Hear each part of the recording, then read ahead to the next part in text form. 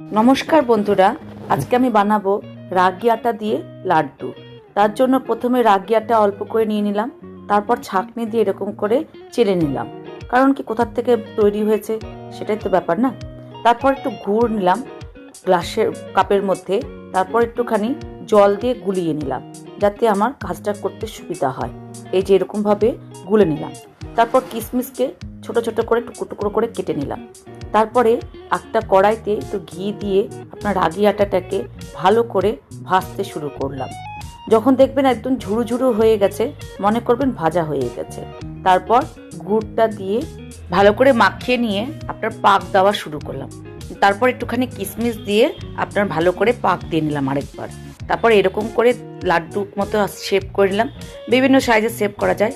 এটা বাচ্চাদের কিন্তু টিফিন ভালোই দেওয়া যায়, জানেন তো। খেতে ভীষণ টেস্টি হয়, আর বাচ্চারাও খুব আনন্দ করে খাবে, আর খুব প্রোটিন।